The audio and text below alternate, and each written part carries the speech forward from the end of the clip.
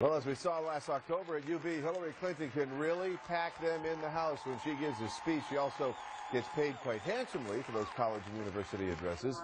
The Washington Post reports Clinton's six-figure speaking fee isn't sitting well with students facing tuition hikes at those colleges and schools.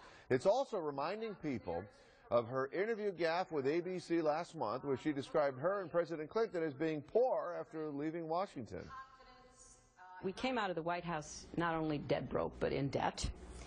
We had no money when we got there, and we were able to, piece together the resources for mortgages for houses, for Chelsea's education.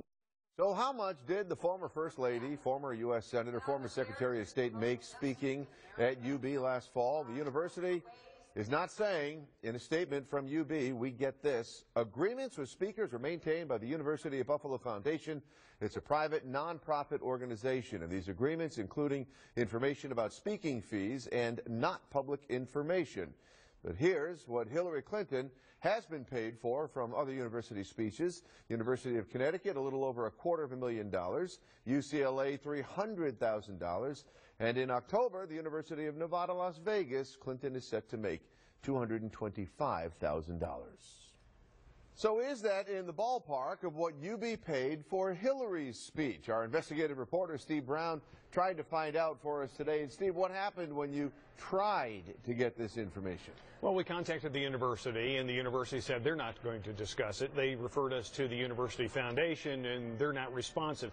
Very few documents are public about this particular foundation. What little that's out there suggests that the UB Foundation could certainly afford it. Assets in excess of $500 million, so they could afford $200,000 and a little bit more for a fee if that's what Hillary Clinton was demanding for that particular speech. Scott? Steve, you have covered Hillary Clinton on a national level for years now. Let me ask you, does this hurt Hillary Clinton if she runs for president in 2016? It doesn't look good right now, because even if the foundation is separate from the university and she got paid from the foundation and the university kids are facing tuition increases, it doesn't really look good. And keep in mind, too, that university folks, those kids vote Democrat. So those are folks that she's going to want to court. And it just doesn't look good right now. Will it hurt her long term? Hard to say, but it's not a good first step if she's going to go run in 2016. Finally, do you think we'll find out? Probably only if the former secretary herself discloses. That would probably be the only way. The foundation certainly doesn't have to under the law. Our investigative reporter, Steve Brown. Thanks for your time tonight, Steve. You're welcome.